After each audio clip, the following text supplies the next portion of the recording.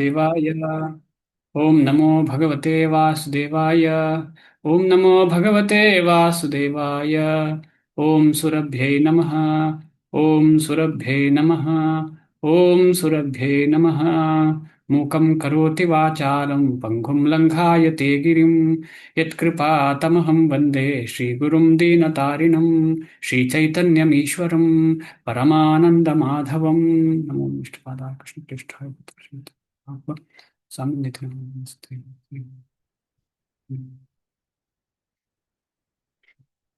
ಹರೇ ಕೃಷ್ಣ. ಶ್ಲೋಕ 19 ಅಲ್ವಾ ಇವತ್ತು?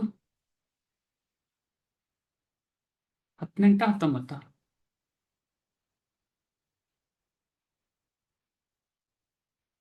ಇದಾಗಿದ 18 19 ಪ್ರಭುಜಿ. ಇವತ್ತು 19 ಆಗಿದೆ. ಓಕೆ ಓಕೆ 18 ಆಗಿದೆ. ಕರ್ಮಣಿ ಅಕರ್ಮ ಯಃ ಪಶ್ಯೇತ್ ಅಕರ್ಮಣಿ ಚ ಕರ್ಮ ಯಃ ಸಹ ಬುದ್ಧಿಮಾನ್ ಮನುಷ್ಯೇಷು ಸಹ ಯುಕ್ತಃ ಕೃತ್ಸ್ನ ಕರ್ಮಕೃತ್ ಕೃತ್ಸ್ನ ಕರ್ಮಕೃತ್. ಕರ್ಮದಲ್ಲಿ ಅಕರ್ಮದಲ್ಲಿ ಕರ್ಮವನ್ನು ಕಾಣುವವನು ಮನುಷ್ಯರಲ್ಲಿ ಬುದ್ಧಿವಂತನು. ಅವನು ಎಲ್ಲ ಬಗೆಯ ಕರ್ಮಗಳಲ್ಲಿ ತೊಡಗಿದ್ದರೂ ಆಧ್ಯಾತ್ಮಿಕ ಸ್ಥಿತಿಯಲ್ಲಿರುವವನು. ಸೊ ಇದನ್ನ ಒಂದು ರೀಕ್ಯಾಪ್ ಮಾಡಿ ಮುಂದೆ ಹೋಗೋಣ. ಕರ್ಮದಲ್ಲಿ ಅಕರ್ಮವನ್ನು ಕಾಣುವುದಂದ್ರೆ ಏನು, ಆಮೇಲೆ ಅಕರ್ಮದಲ್ಲಿ ಕರ್ಮವನ್ನು ಕಾಣುವುದಂದ್ರೆ ಏನು? ಯಾರಾದರೂ ಹೇಳಲಿಕ್ಕೆ ಪ್ರಯತ್ನ ಪಡ್ತೀರಾ?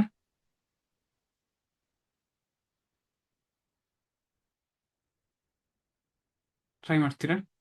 ಕರ್ಮದಲ್ಲಿ ಅಕರ್ಮವನ್ನ, ಕರ್ಮ ಅಂದ್ರೆ ಏನು, ಅಕರ್ಮ ಅಂದ್ರೆ ಏನು? ಇಲ್ಲಿ ಕರ್ಮ ಅಂತ ಹೇಳಿದ್ರೆ ಆಕ್ಷನ್, ಅಕರ್ಮ ಅಂದ್ರೆ ರಿಯಾಕ್ಷನ್. ಈ ರಿಯಾಕ್ಷನ್ ಏನು ಇಲ್ಲದಕ್ಕೆ ಅಕರ್ಮ ಅಂತ ಹೇಳುವಂಥದ್ದು. ರಿಯಾಕ್ಷನ್ ಶೂನ್ಯ ಅಂದ್ರೆ ಸ್ವರ್ಗ ನರಕ ಎರಡೂ ಇಲ್ಲ, ಅಥವಾ ಪಾಸಿಟಿವ್ ನೆಗೆಟಿವ್ ಎರಡೂ ಇಲ್ಲದ ವಿಚಾರ. ಕರ್ಮದಲ್ಲಿ ಅಕರ್ಮವನ್ನು ನೋಡುವುದು ಅದೇನು, ಆಮೇಲೆ ಅಕರ್ಮದಲ್ಲಿ ಕರ್ಮವನ್ನು ನೋಡುವುದು ಏನು? ಇದು ಸುಲಭ. ಕರ್ಮದಲ್ಲಿ ಅಕರ್ಮವನ್ನು ನೋಡುವುದು ಸುಲಭ ಅಲ್ವಾ? ಕೃಷ್ಣ ಪ್ರಜ್ಞೆಯಲ್ಲಿ ಕೆಲಸ ಮಾಡು. ಕೃಷ್ಣ ಪ್ರಜ್ಞೆಯಲ್ಲಿ ಮಾಡುವ ಕೆಲಸ ಖಂಡಿತವಾಗಿ ಅಕರ್ಮ. ಅಕರ್ಮ ಯಾಕಂದ್ರೆ ಅದರ ರಿಸಲ್ಟ್ ಹೇಗೆ, ಅದಕ್ಕೆ ಏನು ರೆಫರೆನ್ಸ್ ಏನು? ಇಲ್ಲಿ ಅದು ರೆಫರೆನ್ಸ್ ಇದೆಯಾ? ಭಗವದ್ಗೀತೆಯಲ್ಲೇ ಇದೆ. ಯಾವ ಶ್ಲೋಕದಲ್ಲಿ ಹೇಳಿದೆ ಅದು?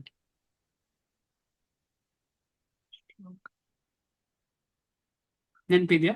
ಯಜ್ಞಾರ್ಥಾತ್ ಕರ್ಮಣೋನ್ಯತ್ರ ಲೋಕೋಯಂ ಕರ್ಮ ಬಂಧನ ಅಂತ ಕೇಳಿದ್ದೇವಲ್ಲ.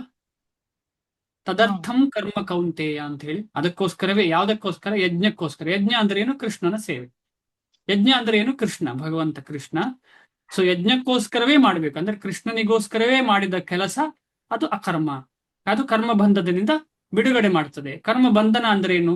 ಸ್ವರ್ಗ ಆದಿ ನರಕಗಳು ಸಿಗುದು. Positive negative reaction. ಪಾಸಿಟಿವ್ ಸಿಕ್ಕಿದ್ರೆ ಏನಾಗ್ತದೆ?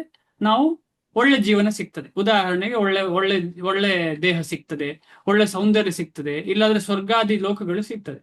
ಏನೋ ನೆಗೆಟಿವ್ ಮಾಡಿದ್ರೆ ರೋಗಗಳು ಬರ್ತದೆ, ಅಥವಾ ಅಧಪತನರಾಗಿ ಪಾತಾಳ ಲೋಕ, ಯಾವುದೋ ಒಂದು ಲೋಕದಲ್ಲಿ ಜೀವನ ಮಾಡುವಂತಹ ಪರಿಸ್ಥಿತಿ ಬರುತ್ತದೆ. ಅದಕ್ಕೆ ಪಾಸಿಟಿವ್ ನೆಗೆಟಿವ್ ರಿಸಲ್ಟ್ ಯಾವುದರಿಂದ? ಆಕ್ಟಿವಿಟಿಯಿಂದ. ಆದ್ರೆ ಕೃಷ್ಣನ ಆಕ್ಟಿವಿಟಿ ಮಾಡುವಾಗ ಅದು ಅಕರ್ಮ ಆಗ್ತದೆ. ಇದಿಷ್ಟು ಕ್ಲಿಯರ್ ಅಲ್ವಾ? ಏನು ಸಂಶಯ ಇಲ್ಲ. ಆಮೇಲೆ ಅಕರ್ಮದಲ್ಲಿ ಕರ್ಮವನ್ನು ಕಾಣುವುದು ಹೇಗೆ? ಇದನ್ನ ಇನ್ನೊಂದ್ಸಲ ನೋಡಿ ಹೇಗೆ ಅಂತ ಹೇಳಿ. ಪ್ರತಿಕ್ರಿಯೆ ಇಲ್ಲ ಅಂತ ಗೊತ್ತಿದ್ರು ಅದೇ ಕೆಲಸನ ಪುನಃ ಪುನಃ ಮಾಡೋದು. ಅದು ಯಾವಾಗ ಈಗ ಜಪ ಮಾಡುವಾಗ 16 ರೌಂಡ್ ಆದ್ರೂ ಅದರಿಂದ ಇನ್ನೂ ಜಾಸ್ತಿ ಮಾಡ್ತಾ ಹೋಗೋದನ್ನು. ಎಸ್ ಎಸ್ ಅಂದ್ರೆ ಪ್ರತಿಕ್ರಿಯೆ ಇಲ್ಲ, ಅದರಲ್ಲೇ ಗೊತ್ತಾಗ್ತದೆ ಅವನಿಗೆ ಪ್ರತಿಕ್ರಿಯೆ ಇಲ್ಲದಿದ್ರು ಕರ್ಮ ಮಾಡ್ತಾ ಇದ್ದಾನೆ ಅಂತ. ಕರ್ಮ ತ್ಯಜಿಸ್ಲಿಲ್ಲ ಅವನು ಅಂತ. ಈಗ ಬೇರೆ ಎಲ್ಲೆಲ್ಲ ಏನು, ಆ ಜ್ಞಾನ ಯೋಗದಲ್ಲಿ ಏನು? ಧನ್ಯವಾದ ಮಾತಾಜಿ. ಜ್ಞಾನ ಯೋಗದಲ್ಲಿ ಏನು? ಕರ್ಮವನ್ನ ತ್ಯಜಿಸ್ತಾನೆ ಅವ. ಬಾಹ್ಯ ರೂಪದಲ್ಲಿ ಕರ್ಮವನ್ನು ತ್ಯಜಿಸ್ತಾನೆ. ಭಕ್ತಿಯಲ್ಲಿ ಹಾಗಲ್ಲ, ಕರ್ಮವನ್ನು ತ್ಯಜಿಸ್ಲಿಕ್ಕೇ ಇಲ್ಲ. ಸೊ ಇನ್ನೊಂದಿದೆ ಇಲ್ಲಿ, ಫಲೇನ ಪರಿಚಯತೆ ಅಂತ ಹೇಳಿ. ಏನು ಫಲ? ಅಕರ್ಮದಲ್ಲಿ ಕರ್ಮವನ್ನು ಕಾಣುವುದಂದ್ರೆ ಏನು ಫಲ? ಈಗ ನಾನು ಕರ್ಮ ಮಾಡ್ತಾ ಮಾಡ್ತಾ ಮಾಡ್ತಾ ಅಕರ್ಮ ಆಗ್ತದೆ.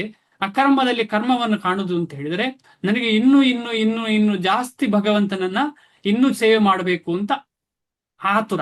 ಅದು ಫಲ. ಯಾವುದು ಫಲ?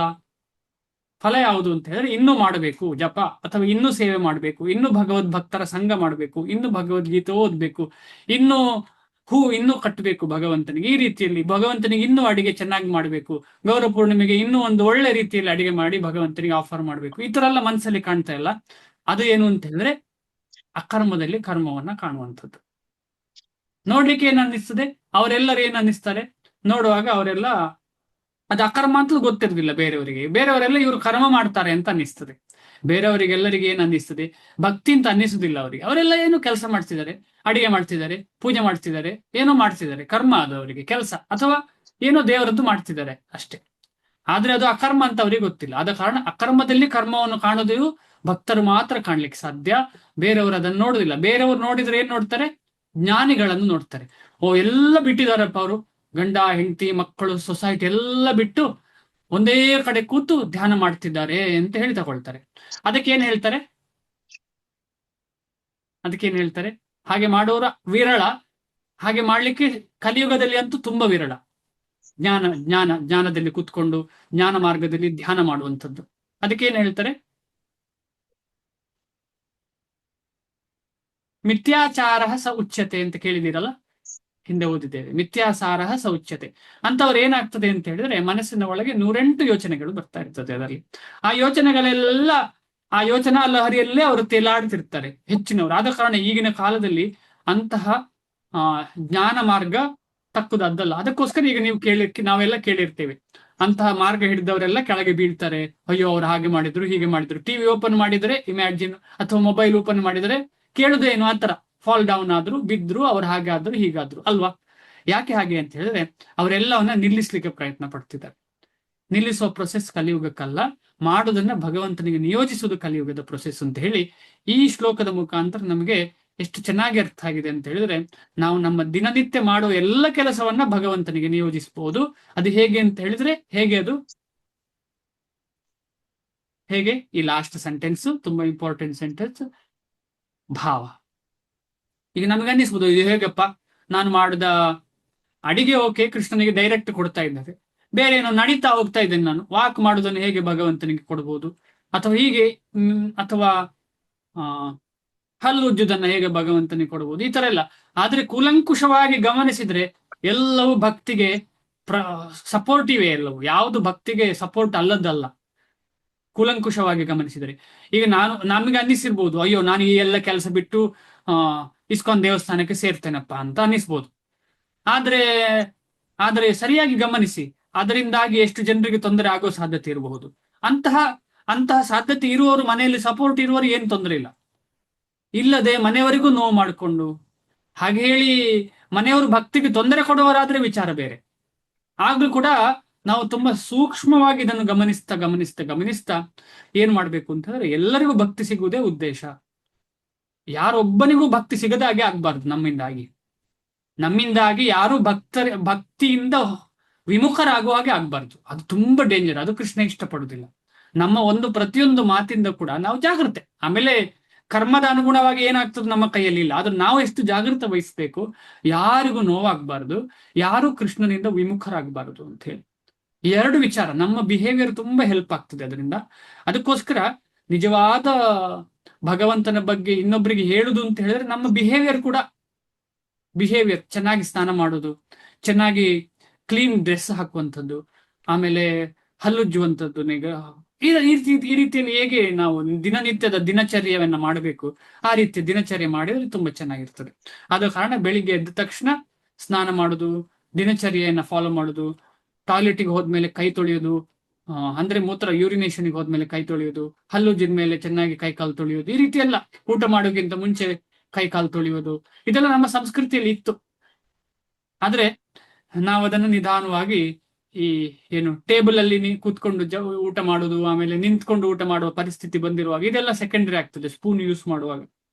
ಬಟ್ ಏನೇ ಇರ್ಲಿ, ನಾವು ನಮ್ಮ ಸಂಸ್ಕೃತಿಯನ್ನ ಮರಿಬಾರದು. ಯಾಕೆಂದ್ರೆ ಆ ಸಂಸ್ಕೃತಿಯಲ್ಲಿ ಕೃಷ್ಣ ತುಂಬಿದ್ದಾನೆ, ಸಂಸ್ಕೃತಿಯಲ್ಲಿ ಕೂಡ ಕೃಷ್ಣ ಇದ್ದಾನೆ. ನೀವು ಸೂಕ್ಷ್ಮವಾಗಿ ಗಮನಿಸಿದ್ರೆ ನಮ್ಮ ಎಲ್ಲ ಭಾರತೀಯ ಪದ್ಧತಿಯಲ್ಲಿ ಭಗವಂತನ ಅಂಗ ಇದೆ, ಅದರಲ್ಲಿ ಕಾಣ್ತದೆ. ಅಲ್ಲೇ ಕೃಷ್ಣ ಅಂತ ಹೇಳ್ತಾರೆ ಎಲ್ರು ಯಾರನ್ನು ಗೋಮಾತೆಯನ್ನು ನೋಡುವಾಗ. ಅಷ್ಟು ನಿಕಟ ಸಂಬಂಧ ಗೋಮಾತೆಗೂ ಕೃಷ್ಣನಿಗೂ. ಅಥವಾ ಈ ರೀತಿಯಲ್ಲಿ ತುಂಬಾ ವಿಚಾರಗಳನ್ನ, ತುಳಸಿಯನ್ನು ನೋಡಿದ ಕೂಡಲೇ ಕೃಷ್ಣ ಅಂತ ನೆನಪು ಬರುತ್ತದೆ, ಕೃಷ್ಣನಿಗೆ ಅಂತ ಹೇಳಿ. ಈ ರೀತಿಯಲ್ಲಿ ತುಂಬಾ ನಿಕಟ ಸಂಬಂಧ ಇದೆ. ಆದ ಕಾರಣ ನಾವು ಮರೆಯದೆ ಅದನ್ನು ಮಾಡಬೇಕು. ಇವತ್ತಿನ ಶ್ಲೋಕಕ್ಕೆ ಹೋಗೋಣ. ಶ್ಲೋಕ 19. ಯಾರೋ ಅನ್ಮ್ಯೂಟ್ ಮಾಡ್ಬೇಕು, ಒಂದು ನಿಮಿಷ. ಸಾರಿ, ಮ್ಯೂಟ್ ಮಾಡ್ಬೇಕು ಯಾರನ್ನು. ದಮಯಂತಿ ಮತ್ತೆ. ಯಸ್ಯ ಸರ್ವೇ ಸಮಾರಂಭಾ ಕಾಮ ಸಂಕಲ್ಪ ವರ್ಜಿತಾಃ ಜ್ಞಾನಾಗ್ನಿ ದಗ್ಧ ಕರ್ಮಾಣಂ ತಮಾಹು ಪಂಡಿತಂ ಬುಧಾಃ. ಯಸ್ಯ ಸರ್ವೇ ಸಮಾರಂಭಾ ಕಾಮ ಸಂಕಲ್ಪ ವರ್ಜಿತಾಃ ಜ್ಞಾನಾಗ್ನಿ ದಗ್ಧ ಕರ್ಮಾಣಂ ತಮಾಹು ಪಂಡಿತಂ ಬುಧಾಃ. ಯಸ್ಯ ಸರ್ವೇ ಸಮಾರಂಭಾ ಕಾಮ ಸಂಕಲ್ಪ ವರ್ಜಿತಾಃ ಜ್ಞಾನಾಗ್ನಿ ದಗ್ಧ ಕರ್ಮಾಣಂ ತಮಾಹು ಪಂಡಿತಂ ಬುಧಾಃ. ಮುಂದೆ ಹೋಗ್ತೇನೆ. ಈ ಶ್ಲೋಕ ಈಗಾಗಲೇ ಕವರ್ ಆಗಿದೆ ಡಿಸ್ಕಷನ್ ಅಲ್ಲಿ, ಆದ ಕಾರಣ ಸುಲಭವಾಗಿ ಅರ್ಥ ಆಗುತ್ತೆ. ಅನುವಾದ ಮತ್ತು ಭಾವಾರ್ಥ ಶಿಲಪ್ರಭುಪಾದರಿಂದ. ಶಿಲಪ್ರಭುಪಾದರಿಗೆ ಜಯವಾಗಲಿ. ಯಾವ ವ್ಯಕ್ತಿಯ ಪ್ರತಿಯೊಂದು ಕರ್ಮವು ಇಂದ್ರಿಯ ತೃಪ್ತಿಯ ಬಯಕೆಯಿಂದ ಮುಕ್ತವಾಗಿರುತ್ತದೆಯೋ ಅಂತಹವನು ಪೂರ್ಣ ಜ್ಞಾನದಲ್ಲಿ ಇರುವವನು. ಇದರಲ್ಲಿ ಒಂದು ಪ್ರಶ್ನೆ. ಇಂದ್ರಿಯ ತೃಪ್ತಿಯ ಬಯಕೆಯಲ್ಲಿರುವ ಕರ್ಮಕ್ಕೆ ಏನು ಹೆಸರು? ಇಂದ್ರಿಯ ತೃಪ್ತಿಯ ಬಯಕೆ ಇರುವಂತಹ ಕರ್ಮಕ್ಕೆ ಏನು ಹೆಸರು? ಎರಡು ಹೆಸರಿದೆ. ವಿಕರ್ಮ. ಒಂದು ವಿಕರ್ಮ, ಇನ್ನೊಂದು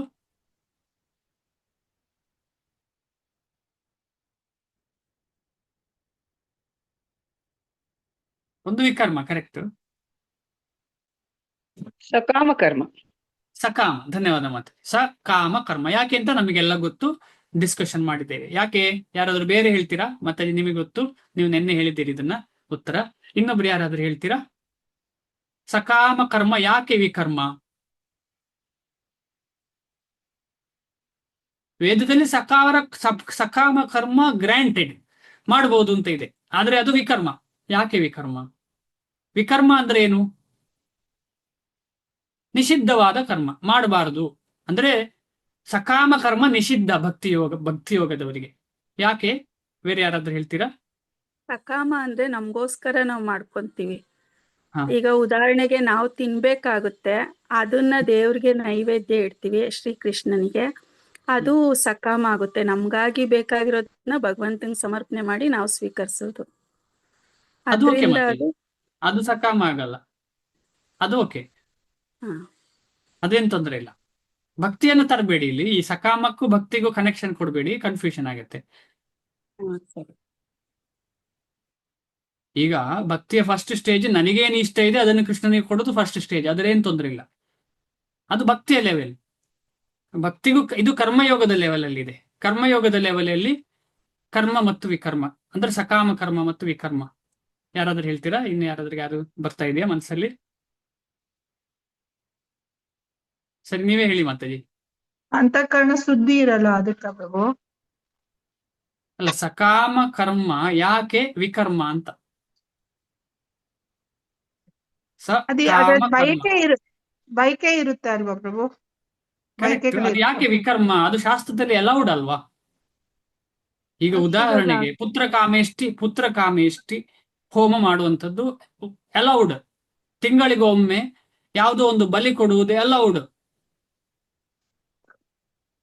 ಅದು ಫಲಾಪೇಕ್ಷೆ ಇಟ್ಕೊಂಡು ಮಾಡ್ತೀವಲ್ಲ ಸ್ವಾಮಿ, ಅದಕ್ಕೆ ಅದು ವಿಕರ್ಮ ಆಗುತ್ತೆ. ವಿಕರ್ಮ ಅಂದ್ರೆ ನಿಷಿದ್ಧ. ನಿಷಿದ್ಧ. ವಿಕರ್ಮ ಅಂದ್ರೆ ನಿಷಿದ್ಧ ಆಕ್ಟಿವಿಟಿ.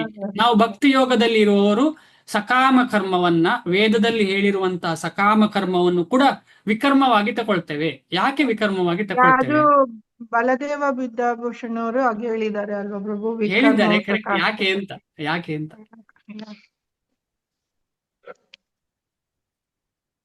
ಬೇಗ ಹೇಳಿ. ಹರೇ ಕೃಷ್ಣ. ನಾನು ಹೇಳ ಪ್ರಭು? ನೀವ್ ಹೇಳಿ ಮಾತ್ರ. ಸಕಾಮ ಕರ್ಮ ಅಂದ್ರೆ ಅದು ನಮ್ಮನ್ನು ಭಗವಂತನಿಂದ ದೂರ ಕರ್ಕೊಂಡು ಹೋಗ್ತದೆ. ಅಂದ್ರೆ ನಮ್ಗೆ ಮತ್ತೆ ಈ ಮೃತ್ಯು ಲೋಕಕ್ಕೆ ನಾವು ಪುಣ್ಯನೋ ಪಾಪನೋ ಅನುಭವಿಸ್ಲಿಕ್ಕೆ ಬರ್ತೀವಿ. ಆದ್ರಿಂದ ಈ ಸಕಾಮ ಕರ್ಮ ಅನ್ನೋದು ವಿಕರ್ಮವಾಗ್ತದೆ. ಅಂದ್ರೆ ಭಗವಂತನ ಧಾಮಕ್ಕೆ ಅದು ತೆಗೆದುಕೊಂಡು ಹೋಗುದಿಲ್ಲ ಅಷ್ಟೇ. ಆದ ಕಾರಣ ಅದು ನಮಗೆ ನಿಷಿದ್ಧ. ಯಾಕೆಂದ್ರೆ ಪುನಃ ಪುನಃ ನಮ್ಮನ್ನ ಇಲ್ಲಿಗೆ ಮರ್ತ್ಯ ಲೋಕಕ್ಕೆ ಕರ್ಕೊಂಡು ಬರ್ತದೆ. 14 ಪ್ಲಾನೆಟರಿ ಸಿಸ್ಟಮ್ಗೆ ಕರ್ಕೊಂಡು ಬರ್ತದೆ. ಅಂದ್ರೆ ಜನ್ಮ ಮೃತ್ಯು ಜರ ವ್ಯಾಧಿಯ ಚಕ್ರದಲ್ಲಿ ಪುನಃ ಪುನಃ ಪುನಃ ಪುನಃ ಪುನಃ ಪುನಃ ಸಿಲುಕು ಹಾಕ್ತದೆ. ಪುನಃ ಏನ್ ಹೇಳ್ತಾರೆ ಪ್ರಹ್ಲಾದ ಮಹಾರಾಜರು ಅಂಧಕೂಪ ಅಂತ ಹೇಳ್ತಾರೆ. ಇದನ್ನು ಅಂಧಕೂಪ ಅಂದ್ರೆ ಈ ಒಂದು ಕತ್ತಲೆ ಬಾವಿ, ಅದಕ್ಕೆ ಬಿದ್ದರೆ ಹೊರಗೆ ಬರೋದು ಹೇಗೆ? ಅಂಧಕೂಪ. ಪುನಃ ಚರ್ವತಿ ಚರ್ವಣಾನ ಅಂತ ಹೇಳ್ತಾರೆ. ಪುನಃ ಪುನಃ ತಿಂದದ್ದನ್ನೇ ತಿನ್ನುವುದು. ಇಲ್ಲಿ ಯಾವುದು? ಇಂದ್ರಿಯ ಭೋಗ. ಅದನ್ನೇ ಸಕಾಮ ಕರ್ಮ ಹೇಳ್ತಾ ಇರೋದು. ಆದ್ರೆ ವೇದ ಆಕ್ಸೆಪ್ಟ್ ಮಾಡಿದ ರೀತಿಯಲ್ಲಿ ಸಕಾಮ ಮಾಡುವಂಥದ್ದು. ಆದ ಕಾರಣ ಭಕ್ತಿ ಯೋಗದಲ್ಲಿ ಅದನ್ನ ಕಂಪ್ಲೀಟ್ ಆಗಿ ನಿಷಿದ್ಧ. ಈಗ ನಾವೆಲ್ಲ ಮಾಡ್ತಾ ಇರೋದು ಭಗವಂತನನ್ನ ಸ್ಮರಿಸದೇ ಇರೋ ಟೈಮಲ್ಲೆಲ್ಲ ಏನ್ ಮಾಡ್ತಾ ಇರೋದು? ಸಕಾಮ ಕರ್ಮವೇ ಮಾಡ್ತಾ ಇರೋದು. ತೊಂದರೆ ಇಲ್ಲ, ಆದ್ರೆ ಸಕಾಮ ಕರ್ಮದಿಂದ ಮುಂದೆ ಬರಬೇಕು. ಅದೇ ಮೆಟ್ಟಿಲು. ಆ ಮೆಟ್ಟಿಲಲ್ಲಿ ಮುಂದೆ ಬರಬೇಕು. ಇದರ್ಥ ಆಯ್ತು. ಮುಂದೆ ಹೋಗೋಣ. ಯಾವ ವ್ಯಕ್ತಿಯ ಪ್ರತಿಯೊಂದು ಕರ್ಮವು ಇಂದ್ರಿಯ ತೃಪ್ತಿಯ ಬಯಕೆಯಿಂದ ಮುಕ್ತವಾಗಿರುತ್ತೆಯೋ, ಅಂದ್ರೆ ಆ ಸಕಾಮ ಕರ್ಮದ ಭಾವನೆಯಿಂದ, ಆ ಸಕಾಮ ಕರ್ಮದಿಂದ ಮುಕ್ತನಾಗಿರ್ತಾನ, ಅಂತವನು ಪೂರ್ಣ ಜ್ಞಾನದಲ್ಲಿ ಇರುವವನು. ಅವನು ಜ್ಞಾನಕ್ಕೆ ತಲುಪಿದ್ದಾನೆ. ಋಷಿಗಳ ಪ್ರಕಾರ ಅಂತಹವನ ಕರ್ಮದ ಪ್ರತಿಕ್ರಿಯೆಗಳನ್ನು ಪೂರ್ಣ ಜ್ಞಾನದ ಅಗ್ನಿಯು ಸುಟ್ಟು ಹಾಕುತ್ತದೆ. ಇಲ್ಲಿ ಜ್ಞಾನಯೋಗದ ಬಗ್ಗೆ ಹೇಳ್ತಾ ಇದ್ದಾರೆ. ನೆಕ್ಸ್ಟ್ ಕರ್ಮಯೋಗದ ನಂತರ ಬರುವಂತಹ ಜ್ಞಾನಯೋಗ. ಭಕ್ತಿ ಇನ್ನೂ ಶುರು ಆಗ್ಲಿಲ್ಲ. ಇಲ್ಲಿ ಭಕ್ತಿ ಶುರು ಆದ್ರೆ ಮತ್ತು ಭಕ್ತಿಗೂ ಜ್ಞಾನಕ್ಕೂ ವ್ಯತ್ಯಾಸ ಏನು ಅಂತ ಹೇಳಿದ್ರೆ, ಇಲ್ಲಿ ಅಗ್ನಿಯು ಸುಟ್ಟು ಹಾಕುತ್ತದೆ ಅಂತ ಉಂಟು. ನಿನ್ನೆ ಉದಾಹರಣೆ ಕೊಟ್ಟಿದ್ದೇವಲ್ಲ, ಅಗ್ನಿ ಸುಟ್ಟು ಹಾಕಿದ್ರೆ ಏನಾಗ್ತದೆ ಅಂತ ಹೇಳಿ. ಆಮೇಲೆ ಸೂರ್ಯನ ಕಿರಣಕ್ಕೆ ಉದಾಹರಣೆ ಕೊಟ್ಟಿದ್ದೇನೆ. ಭಕ್ತಿ ಅಂದ್ರೆ ಸೂರ್ಯನ ಕಿರಣಕ್ಕೆ, ಆಮೇಲೆ ಜ್ಞಾನ ಯೋಗ ಅಂದ್ರೆ ಅಗ್ನಿಗೆ ಕೊಟ್ಟಿದ್ದಾರೆ. ಅದೇನೆ ನೆನಪಿದೆ ಯಾರಿಗಾದ್ರೂ? ಅಗ್ನಿಯು ಸುಡುವ ವಿಚಾರ ಮಾತಾಡಿದ್ದೇವಲ್ಲ, ನೆನಪಿದ್ಯಾ? ಕೃಷಿ ಭೂಮಿಯನ್ನ ಸುಡುವುದು ಅಂತ ಹೇಳೋ ವಿಚಾರ ನೆನಪಿದ್ಯಾ?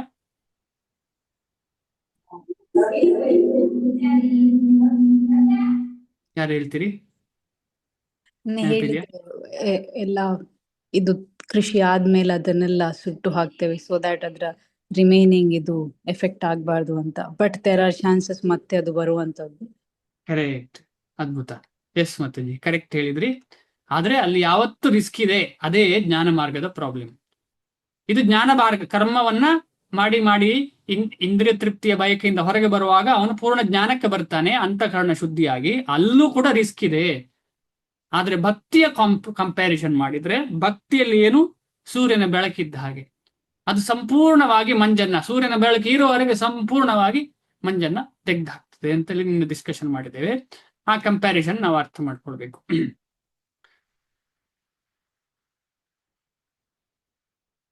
ಅಂದ್ರೆ ಆ ತಾಪ ಇರುವ ತನಕ ಮಂಜು ಬರುವುದೇ ಇಲ್ಲ. ಈ ರೀತಿ ಎರಡು ಸಿಮಿಲಿ ಅಪ್ಲೈ ಆಗಿದೆ. ಅದಕ್ಕೆ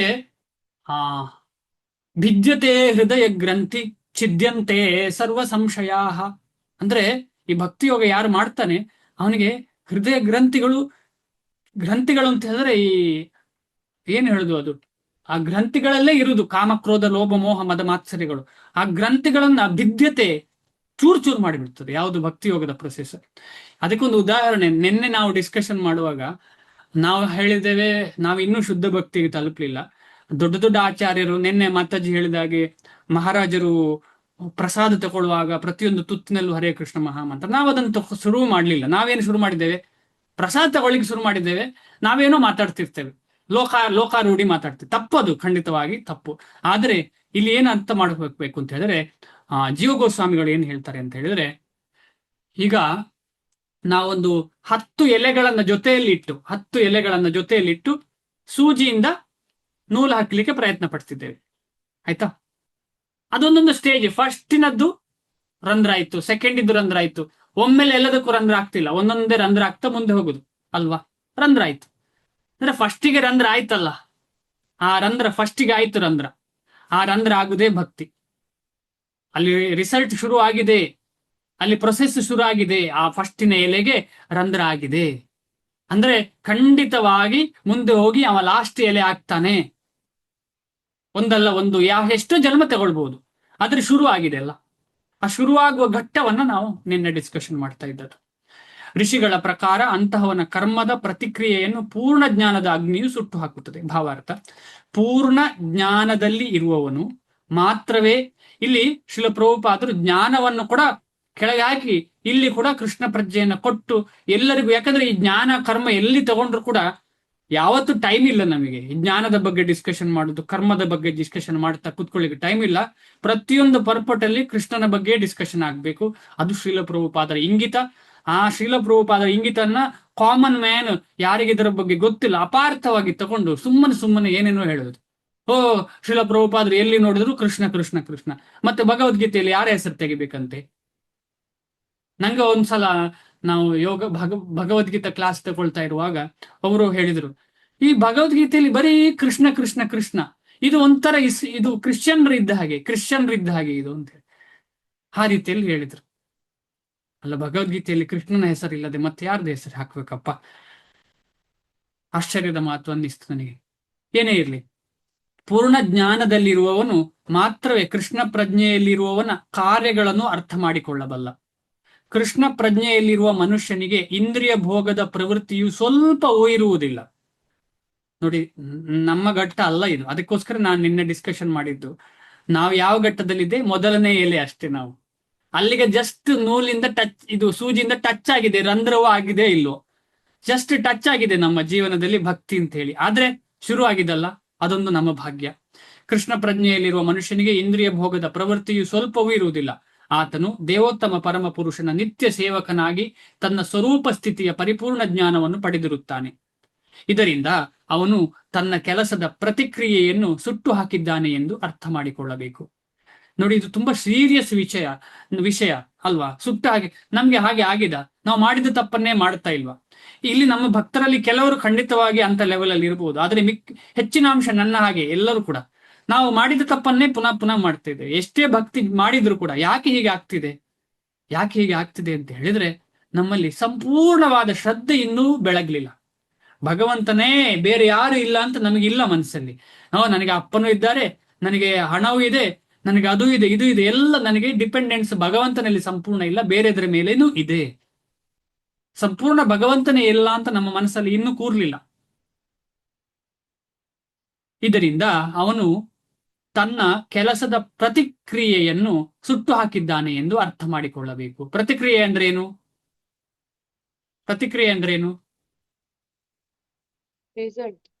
ರಿಸಲ್ಟ್. ಅದು ಹಿಂದಿನ ಶ್ಲೋಕದಲ್ಲಿ ಏನು ಹೇಳಿದ್ದಾರೆ ಅದಕ್ಕೆ? ಅಕರ್ಮ, ಕರ್ಮ, ಅಕರ್ಮ. ರಿಸಲ್ಟ್ ಅನ್ನ ಅಕರ್ಮ ಅಂತ ಹೇಳಿದ್ದಾರೆ ಅಲ್ಲಿ. ಕರ್ಮದ ರಿಸಲ್ಟ್ ಏನು? ಅಕರ್ಮ. ಇಲ್ಲಿ ಭಕ್ತಿ ಯೋಗದಲ್ಲಿ ಇಂತಹ ಪರಿಪೂರ್ಣ ಜ್ಞಾನವನ್ನು ಪಡೆದವನು ನಿಜವಾಗಿಯೂ ವಿದ್ವಾಂಸನು. ಅಂದ್ರೆ ಸುಟ್ಟು ಹಾಕಿದ್ದಾನೆ, ಪ್ರತಿಕ್ರಿಯೆಯನ್ನು ಸುಟ್ಟು ಹಾಕಿದ್ದಾನೆ ಅಂದ್ರೆ ಏನು ಅರ್ಥ? ಪಾಪ ಪುಣ್ಯ ಇಲ್ಲ ಅಲ್ಲಿ, ಗುಡ್ ರಿಸಲ್ಟ್ ಬ್ಯಾಡ್ ರಿಸಲ್ಟ್ ಇಲ್ಲ ಅಲ್ಲಿ.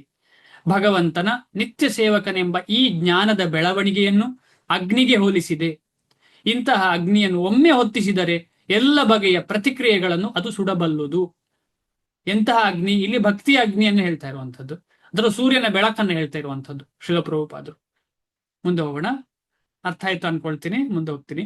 ತ್ಯಕ್ತ್ವಾ ಕರ್ಮ ಫಲ ಸಂಗಂ ನಿತ್ಯ ತೃಪ್ತೋ ನಿರಾಶ್ರಯ ಕರ್ಮಣ್ಯಭಿಪ್ರವೃತ್ತೋಪಿ ನೈವ ಕಿಂಚಿತ್ ಕರೋತಿ ಸಹ. ಅನುವಾದ: ತನ್ನ ಕಾರ್ಯಗಳ ಫಲಗಳ ಬಗ್ಗೆ ಇಂತಹ ಮನುಷ್ಯನು ಎಲ್ಲ ಮೋಹವನ್ನು ತ್ಯಜಿಸಿರುತ್ತಾನೆ.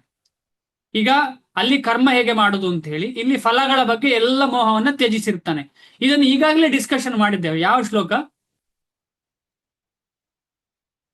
ಈಗಾಗಲೇ ಡಿಸ್ಕಷನ್ ಆಗಿದೆ. ಭಗವಂತ ಪುನಃ ಹೇಳಿದ್ದನ್ನು ಎಷ್ಟು ಕಡೆ ಹೇಳ್ತಾರೆ ಅಂತ ಹೇಳಿದ್ರೆ ನಮ್ಗೆ ಅರ್ಥ ಆಗ್ಲಿ ಅಂತ. ಇದನ್ನ ಎಲ್ಲಿ ಡಿಸ್ಕಷನ್ ಮಾಡಿದ್ದೇವೆ? ತನ್ನ ಕಾರ್ಯಗಳ ಫಲಗಳ ಬಗ್ಗೆ ಇಂತಹ ಮನುಷ್ಯನು ಎಲ್ಲ ಮೋಹವನ್ನು ತ್ಯಜಿಸಿರುತ್ತಾನೆ. ನಿಮ್ಗೆಲ್ರಿಗೂ ಗೊತ್ತುಂಟು, ಕರ್ಮಣ್ಯೇವ ಕೃಷ್ಣ ಕರ್ಮಣ್ಯೇವ ಹೇಳಿ. ಶ್ಲೋಕ ಶುರುವಾಗುವುದು ಕರ್ಮಣಿ ಏವ ಅಧಿಕಾರಸ್ಥೆ. ಕರ್ಮಣ್ಯೇವ ಅಧಿಕಾರಸ್ಥೆ ಮಾ ಫಲೇಶು ಕದಾಚನ ಮಾ ಕರ್ಮ ಫಲ ಹೇತುರ್ಭೋರ್ ಮಾತೇ ಸಂಗೋಸ್ತ್ವ ಕರ್ಮಣಿ. ಡೈಲಿ ಚಾಂಟ್ ಮಾಡ್ತೀವಲ್ಲ ನಾವು, ಅದೇ ಶ್ಲೋಕ. ಮಾತೇ ಸಂಗೋಸ್ತ್ವ ಅಕರ್ಮಣಿ, ಅಲ್ಲಿ ಒಂದು ವಿಚಾರ. ಆಮೇಲೆ ಕರ್ಮಣ್ಯೇವ ಅಧಿಕಾರಸ್ಥೆ ಮಾ ಫಲೇಶು ಕದಾಚನ ತನ್ನ ಕಾರ್ಯಗಳ ಫಲಗಳ ಬಗ್ಗೆ ಇಂತಹ ಮನುಷ್ಯನು ಎಲ್ಲ ಮೋಹವನ್ನು ತ್ಯಜಿಸಿರುತ್ತಾನೆ. ಅವನು ಸದಾ ತೃಪ್ತನು ಮತ್ತು ಸ್ವತಂತ್ರನು. ಯಾರು ಫಲಗಳನ್ನ ತ್ಯಜಿಸಿದ್ದಾನೆ ಅವ ತೃಪ್ತನಾಗಿರ್ತಾನೆ, ಸ್ವತಂತ್ರನಾಗಿರ್ತಾನೆ. ಇಲ್ಲ ಇದ್ರೆ ಫಲಗಳೊಟ್ಟಿಗೆ ಬಂಧನದಲ್ಲಿ ಇರ್ತಾನೆ. ಫಲಗಳ ಬಗ್ಗೆ ಅಪೇಕ್ಷೆ ಇಟ್ಟುಕೊಂಡು ಫಲವನ್ನ ಆಸೆ ಪಡ್ತಾ ಇರೋನು ಫಲ ಸಿಕ್ಕಿದ ಮೇಲೆ ಆ ಫಲಕ್ಕೆ ಕಟ್ಟಿ ಹಾಕಿಕೊಳ್ತಾನೆ ಅವ. ಅದು ಇದ್ರೆ ಖುಷಿ, ಅದಿಲ್ಲ ಅಂದ್ರೆ ದುಃಖ. ಫಲ ಸಿಕ್ಕಿಲ್ಲ ಅಂದ್ರೆ ದುಃಖ, ಸಿಕ್ಕಿದ್ರೆ ಖುಷಿ. ಅಂದ್ರೆ ಏನಂದ್ರೆ ಅದರ ಅರ್ಥ, ಆ ಫಲದ ದಾಸನಾಗಿದ್ದಾನೆ, ಅವನು ಸ್ವತಂತ್ರ ಅಲ್ಲ, ಅವನು ಬಂಧನಕ್ಕೆ ಒಳಪಟ್ಟಿದ್ದಾನೆ. ಯಾವುದರದ್ದು? ಕರ್ಮದ ಫಲ. ಅವನು ಎಲ್ಲ ಬಗೆಯ ಕಾರ್ಯಗಳಲ್ಲಿ ನಿರತನಾಗಿದ್ದರೂ ಫಲಾಪೇಕ್ಷೆ ಇರುವ ಕರ್ಮವನ್ನು ಮಾಡುವುದಿಲ್ಲ. ಈಗ ನಮ್ಮ ಜೀವನದಲ್ಲಿ ಕೂಡ, ಈಗ ನಿನ್ನೆ ಮಾತಾಜಿ ಕೇಳಿದ್ದು ಕೂಡ ಅದೇ ರೀತಿಯಲ್ಲಿ, ನಾವೇನೋ ಕೃಷಿ ಮಾಡ್ತೇವೆ ಅಥವಾ ಹಾಲು ಕರಿತೇವೆ, ಅದನ್ನ ಹೇಗೆ ಮ್ಯಾನೇಜ್ ಮಾಡೋದು, ದುಡ್ಡು ಬೇಕಲ್ವಾ ಅಂತ ಅಲ್ವಾ ಚಿಂತೆ. ಅದೇ ರೀತಿ ನಾವು ಎಲ್ಲೋ ಸಾಫ್ಟ್ವೇರ್ ಕಂಪನಿಯಲ್ಲಿ ಹೋಗಿರ್ತೇವೆ, ಅಥವಾ ಯಾವುದೋ ಒಂದು ಟೀಚಿಂಗ್ ಮಾಡ್ತಿರ್ತೇವೆ, ಅಥವಾ ಯಾವುದೋ ಒಂದನ್ನ ಮಾರ್ತಿರ್ತೇವೆ. ಆಗ ನಾವು ಹಣ ಎಕ್ಸ್ಪೆಕ್ಟ್ ಮಾಡೋದು ಸಹಜ ಅಲ್ವಾ? ಹಣ ಎಕ್ಸ್ಪೆಕ್ಟ್ ಮಾಡೋದು ಹೇಗೆ ಜೀವನ ಮಾಡೋದು? ಆದ್ರೆ ಭಗವಂತ ಏನ್ ಹೇಳ್ತಿದ್ದಾರೆ ಇಲ್ಲಿ? ಇದು ಬರೀ ಆ ಕೃಷ್ಣನ ಟೈಮಿಗೆ ಮಾತ್ರವಾ? ಕಲಿಯುಗಕ್ಕೆ ಇಲ್ವಾ ಆಗಿದ್ರೆ? ಆದ್ರೆ ಯಾಕೆ ಟೈಮ್ ವೇಸ್ಟ್ ಮಾಡೋದು ನಾವು ಓದಿಕೊಂಡು? ಇದು ಸುಳ್ಳು ಆಗಿದ್ರೆ ನಂಗೆ ಯಾಕೋ ಸಂಶಯ. ಇದು ಸುಳ್ಳು. ಕೃಷ್ಣನ್ ಇದ್ನ ಇಲ್ವಾ ಯಾರಿಗೊತ್ತು? ಏನೋ ಬರ್ದಿದ್ದಾರೆ, ಯಾರೋ ಬರ್ದಿದ್ದಾರೆ, ನಮ್ಗೆ ಏನು? ನಾವು ಕೆಲಸ ಮಾಡಿ ಹಣ ಎಕ್ಸ್ಪೆಕ್ಟ್ ಮಾಡುವ, ಆಮೇಲೆ ಅದನ್ನು ಭಗವಂತನಿಗೆ ಕೊಡುವ. ಕರೆಕ್ಟಾ? ಸ್ಯಾಲ್ರಿ ಬರ್ಲಿಲ್ಲ ಅಂದ್ರೆ ಕೇಳುವ, ಕೊಡಿ ಕೊಡಿ ಅಂತ ಹೇಳಿ, ಆಮೇಲೆ ನೋಡೋಣ. ಹೌದಾ? ಹೀಗೆ ಮಾಡುದಾ? ನಮ್ಮ ಸ್ಥಿತಿಯಲ್ಲಿ ಹಾಗೆ ಮಾಡ್ತಾ ಇದ್ದೇವೆ. ಹಾಗೆ ಅಂತ ಹೇಳಿ ಅದು ಸರಿ ಅಂತ ಹೇಳುದುಂಟಲ್ಲ, ಅದು ತಪ್ಪು. ಈಗ ನಮ್ಮ ಪ್ರತಿಯೊಬ್ಬರ ಸ್ಥಿತಿಯಲ್ಲಿ ನಾವೆಲ್ಲರೂ ಹೆಚ್ಚಿನವರು ಒಬ್ಬೊಬ್ರು ಎಲ್ಲರ ಮೇಲೆ ಡಿಪೆಂಡ್ ಆಗಿದ್ದೇವೆ. ಎಲ್ಲರ ಅಂದ್ರೆ ಹಣ ಕೊಡುವವರ ಮೇಲೆ ಡಿಪೆಂಡ್, ಪ್ರೀತಿ ಕೊಡುವವರ ಮೇಲೆ ಡಿಪೆಂಡ್ ಆಗಿದ್ದೇವೆ. ಆದ ಕಾರಣ ನಮಗೆ ಸ್ವಾತಂತ್ರ್ಯ ಇಲ್ಲ, ತೃಪ್ತಿಯೂ ಇಲ್ಲ. ಇದರಿಂದ ಹೊರಗೆ ಬರಬೇಕಿದ್ರೆ ಕಾರ್ಯಗಳ ಫಲಗಳಿಗೆ ಚಿಂತನೆಯೇ ಮಾಡಬಾರದು. ಅದು ಭಕ್ತಿಯಲ್ಲಿ ಆಗಿರ್ಲಿ, ನಿತ್ಯ ಜೀವನದಲ್ಲಿ ಮಾಡುವ ಕೆಲಸ ಕೈಂಕರ್ಯಗಳಲ್ಲಿ ಆಗ್ಲಿ. ಇದು ತುಂಬಾ ಕಷ್ಟದ ವಿಷಯ. ಆದ್ರೆ ಪ್ರಯತ್ನ ನಾವು ಬಿಡಬಾರ್ದು. ನಾವು ಮನಸ್ಸಿಗೆ ಟ್ರೈನಿಂಗ್ ಕೊಡುದು, ಇದೇ ಟ್ರೈನಿಂಗ್ ನಮಗೆ ಅಗತ್ಯ. ಈಗ ಶಿಲ ಪ್ರಭುಪಾದರು ಹೇಳ್ತಾರೆ, ಏನ್ ಹೇಳ್ತಾರೆ ಅಂತ ಹೇಳಿದ್ರೆ, ನೀನು ಹೋಗಿ ಪ್ರೀಚಿಂಗ್ ಮಾಡ್ತಿ, ಕ್ಲಾಸಿಗೆ ಕೊಡ್ತಿ ಅಂತ ಇಟ್ಕೊಳ್ಳುವ. ಕ್ಲಾಸಿಗೆ ಯಾರು ಬರುದಿಲ್ಲ ಅಂತ ಹೇಳಿದ್ರೆ ಏನ್ ಮಾಡ್ತಿ ನೀನು? ಯಾರಾದ್ರೂ ಹೇಳ್ತೀರಾ?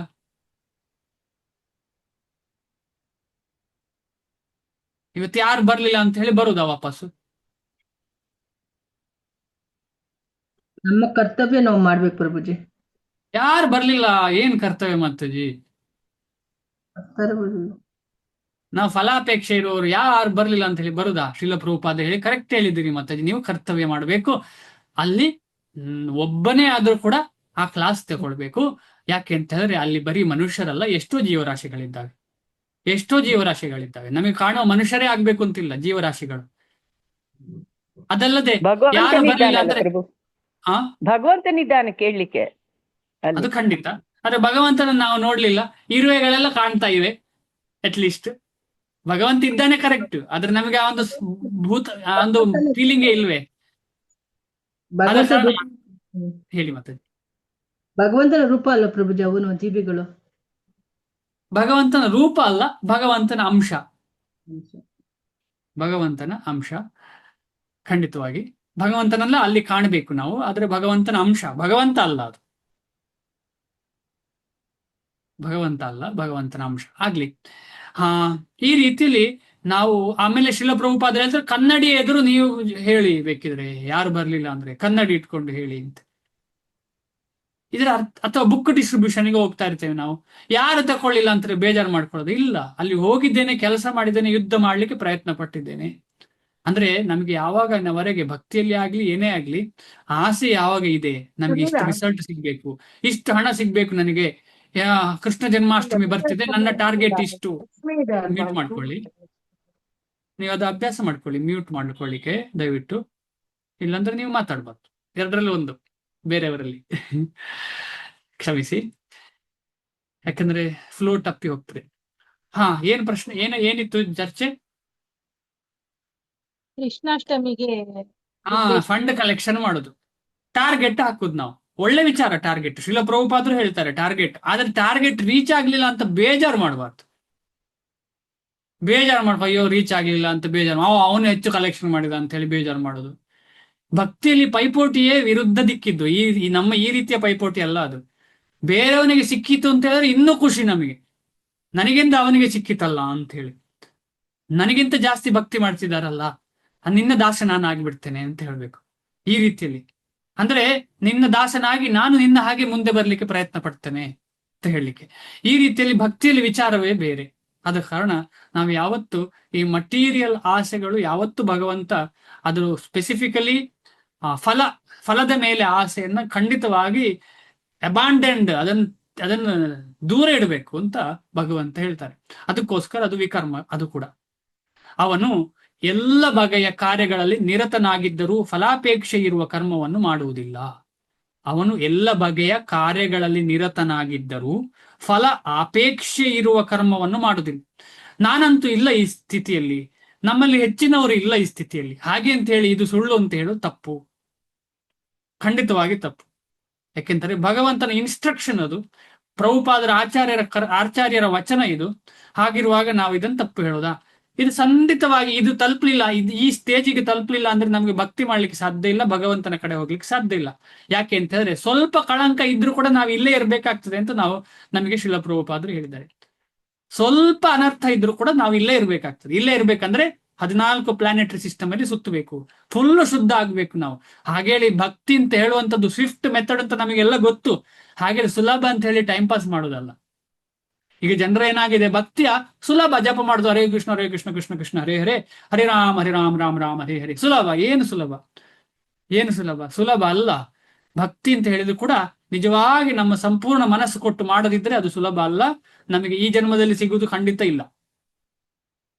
ಆದ ಕಾರಣ ನಾವು ಅಷ್ಟು ತೀಕ್ಷ್ಣ ರೀತಿಯಲ್ಲಿ, ತೀಕ್ಷ್ಣ ಅಂದ್ರೆ ಸೀರಿಯಸ್ ಆಗಿ ಇದನ್ನ ಮಾಡಿದ್ರೆ ಮಾತ್ರ ಆಗ್ತದೆ. ಆದ ಕಾರಣ ನಾವೆಲ್ಲರೂ ಸೇರಿ ಇದನ್ನ ಸೀರಿಯಸ್ ಮಾಡಬೇಕು. ನಾವು ಒಬ್ರಿಗೊಬ್ರು ಸೇರಿ, ನಾನು ಸರಿ ಮಾಡ್ತಿಲ್ಲ ಅಂದ್ರೆ ನೀವು ಹೇಳುದು, ಇನ್ನೊಬ್ರು ಸರಿ ಮಾಡ್ತಿಲ್ಲ ಅಂದ್ರೆ ಮತ್ತೊಬ್ರು ಹೇಳುದು. ಆ ರೀತಿಯಲ್ಲಿ ಏನಾಗ್ತದೆ ಅಂತ ಹೇಳಿದ್ರೆ ಮುಂದೆ ಹೋಗ್ಲಿಕ್ಕೆ ಸಾಧ್ಯ. ಅದಕ್ಕೋಸ್ಕರ ಸಂಘ ಅಂತ ಹೇಳುದು ತುಂಬಾ ಇಂಪಾರ್ಟೆಂಟ್. ಒಬ್ರಿಗೊಬ್ರು ಕರೆಕ್ಷನ್ ಮಾಡಿ ಭಕ್ತಿಯಲ್ಲಿ ಮುಂದೆ ಹೋಗ್ಲಿಕ್ಕೆ, ಒಬ್ರಿಗೊಬ್ರು ಕಮೆಂಟ್ ಮಾಡಿ ಭಕ್ತಿಯಲ್ಲಿ ಕೆಳಗೆ ಬರ್ಲಿಕ್ಕಲ್ಲ. ಒಬ್ರಿಗೊಬ್ರು ಕಮೆಂಟ್ ಮಾಡಿ ಒಬ್ಬರ ಕಾಲ ಇನ್ನೊಬ್ರು ಎಳೆಯುವುದು, ತಮಾಷೆ ಮಾಡುದು, ಇದೆಲ್ಲ ಅಲ್ಲ ಸಮಯ. ಅದ್ ನಾವು ಮುಂಚಿಂದಲೇ ಮಾಡ್ತಾ ಇದ್ದೇವೆ. ಅದಕ್ಕೆ ಈಗಲ ಖಂಡಿತವಾಗಿ ಎಷ್ಟು ಜನ್ಮಗಳಿಂದ ಮಾಡ್ತಾ ಇದ್ದೇವೆ. ಈ ಜನ್ಮದಲ್ಲೇ ಶಾಲೆಯಲ್ಲಿ ಕಾಲೇಜಲ್ಲಿ ಮಾಡಿದ್ದೇ ಅದು. ಇನ್ನೊಬ್ಬರಿಗೆ ಅವರಿಗೆ ತಮಾಷೆ ಮಾಡುದು, ಟೀಚರ್ಸ್ಗೆ ತಮಾಷೆ ಮಾಡುದು ಎಲ್ಲ ಮಾಡ್ತಾ ಇದ್ದವರಲ್ಲ ನಾವು. ಈಗ ನಾವು ಅದು ಮಾಡ್ಲಿಕ್ಕಿದ್ದವರಲ್ಲ. ಈಗ ಭಕ್ತಿಗೆ ಬಂದಿದ್ದೇವೆ ಅಂತ ಹೇಳಿದ್ರೆ ಏನು ಉದ್ದೇಶ? ಒಬ್ರಿಗೊಬ್ರು ಸೇರಿಕೊಂಡು ಭಗವಂತನಲ್ಲಿ ಪ್ರಜ್ಞೆಯನ್ನ, ಭಕ್ತರಲ್ಲಿ ಒಳ್ಳೆ ರೀತಿಯ ಭಾವವನ್ನು ಬೆಳೆಸಿಕೊಂಡು ಸಂಪೂರ್ಣ ಶುದ್ಧರಾಗಿ ಭಗವಂತನ ಸೇವೆಯನ್ನು ಸಂಪೂರ್ಣವಾಗಿ ಯಾವಾಗ್ಲೂ ಮಾಡುವ ಸ್ಥಿತಿಗೆ ಬರಬೇಕು ಅಂತ ಹೇಳುವ ಉದ್ದೇಶ. ಭಾವಾರ್ಥ ಕೃಷ್ಣ ಪ್ರಜ್ಞೆಯಲ್ಲಿ ಎಲ್ಲವನ್ನು ಕೃಷ್ಣನಿಗಾಗಿಯೇ ಮಾಡುತ್ತಿರುವಾಗ ಮಾತ್ರ ಕರ್ಮ ಬಂಧನದಿಂದ ಬಿಡುಗಡೆ ಸಾಧ್ಯ. ಎಲ್ಲವನ್ನು ಕೃಷ್ಣನಿಗಾಗಿಯೇ ಮಾಡುತ್ತಿರುವಾಗ. ಈ ಸ್ಟೇಜಿಗೆ ನಾವು ತಲುಪಲಿಲ್ಲ. ಆ ಸ್ಟೇಜಿಗೆ ನಾವು ಹೇಗಾದ್ರೂ ತಲುಪಬೇಕು. ಈ hook or crook method, hook or crook method ಅಂತ ಹೇಳ್ತಾರೆ. ಹೇಗೆ ಆಗ್ಲಿ, ಎಲ್ಲಿ ಹೇಗೆ ಆಗ್ಲಿ, ಹೇಗದು ಹುಕ್ ಆರ್ ಕ್ರುಕ್ ಅಂದ್ರೆ ಹೇಗೆ ಸಿಗ್ತದೆ ಅಂತ ಹೇಳಿದ್ರೆ, ಭಗವತ್ ಸಂಗಿ, ಭಗವಂತನ ಭಕ್ತರ ಸಂಘ, ಅದರಲ್ಲಿ ಶುದ್ಧ ಭಕ್ತರು ಯಾರು ಅಂತ ಕಾಯ್ತಾ ಇರ್ಬೇಕು, ಹುಡುಕ್ತಾ ಇರ್ಬೇಕು. ಹುಡುಕಿ ಶುದ್ಧ ಭಕ್ತರ ಸಂಘ ಮಾಡುದು ಅಂದ್ರೆ ಅವರ ಸೇವೆ ಮಾಡುದು. ಸಂಘ ಮಾಡುದು ಅಂದ್ರೆ ಅವರ ಕ್ಲಾಸ್ ಕೇಳಿ ಬರುದಲ್ಲ, ಅವರ ಸೇವೆ ಮಾಡುದು. ಸೇವೆ ಮಾಡ್ಲಿಕ್ಕೆ ಯಾವ ರೀತಿಯಲ್ಲಿ ಅವಕಾಶ ಸಿಗ್ತದೆ, ಅವರ ಅವಕಾಶ ಸಿಕ್ಕಿದ ರೀತಿಯಲ್ಲಿ ಸೇವೆ ಮಾಡಿದ್ರೆ ಏನಾಗ್ತದೆ ಅಂತ ಹೇಳಿದ್ರೆ, ಕೃಷ್ಣನ ಪ್ರಜ್ಞೆ ನಮ್ಮ ಹೃದಯದಲ್ಲಿ ಬೇರೂರಿ ಆಮೇಲೆ ಕೃಷ್ಣನ ಪ್ರಜ್ಞೆಗೆ ನಿಕಟವಾದಂತಹ ಎಲ್ಲ ಕಾರ್ಯ ಪ್ರವೃತ್ತ ಆಗ್ತೇವೆ. ಅದಕ್ಕೆ ಬೇಕಾದಂತಹ ಎಲ್ಲ ಕಾರ್ಯಗಳಲ್ಲಿ ಪ್ರವೃತ್ತಿ ಆಗ್ತದೆ ನಮ್ದು. ಇದಕ್ಕೆ ಯಾವ್ದಾದ್ರು ಒಂದು ಉದಾಹರಣೆ ಕೊಡ್ತೀರಾ? ಶ್ರೀಮದ್ ಭಾಗವತದಲ್ಲಿ ನಾರಾಯಣ ನಾರಾಯಣ, ಯಾವ್ದಾದ್ರು ಉದಾಹರಣೆ ಕೊಡ್ತೀರಾ? ಕುಲು ಕೊಟ್ಟಾಯ್ತು. ಹರೇ ಕೃಷ್ಣ. ನಾರದ.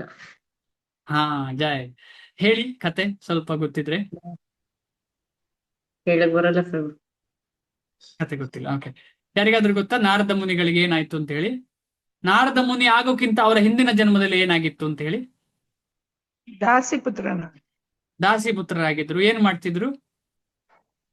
ಬರ್ತಾ ಇದ್ದ ಚಾತುರ್ಮಾಸಕ್ಕೆ ಬರ್ತಾ ಇದ್ದ ಇವರನ್ನ, ವೈಷ್ಣವರನ್ನ ಅವ್ರ ತಾಯಿ ಸೇವೆ ಮಾಡ್ತಾ ಇದ್ರು.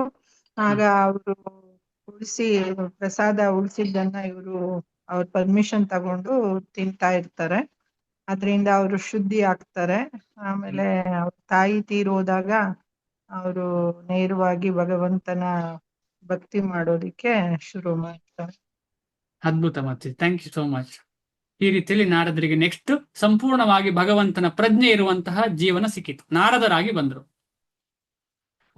ಭುಕ್ತ ಅವಶೇಷ, ಭಕ್ತನು ತಿಂದಂತಹ ಅವಶೇಷ ಇದೆಯಲ್ಲ, ಅದು ಪರ್ಮಿಷನ್ ಇಂದ ತಗೊಂಡ್ರೆ ಅದಷ್ಟು ಪವರ್ಫುಲ್. ಭಕ್ತ ಪದ ಧೂಳಿ, ಭಕ್ತರು ನಡೆದಂತಹ ತೀರ್ಥ ಸ್ಥಳಕ್ಕೆ ಹೋಗಿ ನಾವು ತಲೆ ಕೊಟ್ಟು ಅಲ್ಲಿ ನಮಸ್ಕಾರ ಮಾಡ್ತೇವಲ್ಲ, ಆಗೇನಾಗ್ತದೆ, ಭಕ್ತರು ನಡೆದಂತ ಧೂಳು ನಮ್ಮ ತಲೆ ಮೇಲೆ ಬೀಳ್ತದೆ. ಖುದ್ದ ಭಕ್ತರು ಈಗ ವೃಂದಾವನ, ಮಥುರಾ, ಜಗನ್ನಾಥಪುರಿ, ಮಾಯಾಪುರ ಈ ರೀತಿ ಎಲ್ಲ ಧಾಮಗಳಿಗೆ ಹೋಗುವಾಗ ಏನ್ ಮಾಡ್ಬೇಕು?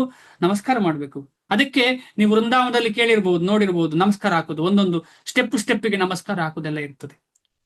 ಅಥವಾ ನಮ್ಮ ಊರಲ್ಲಿ ಉಡುಪಿಯಲ್ಲಿ ಉರುಳು ಸೇವೆ ಮಾಡೋದು ಇರ್ತದೆ. ಯಾಕಂದ್ರೆ ಇಡೀ ದೇಹ ಭಕ್ತರು ನಡೆದಂತಹ ಮಣ್ಣಿನಲ್ಲಿ ತೊರಳಾಡಿದರೆ ಏನಾಗ್ತದೆ?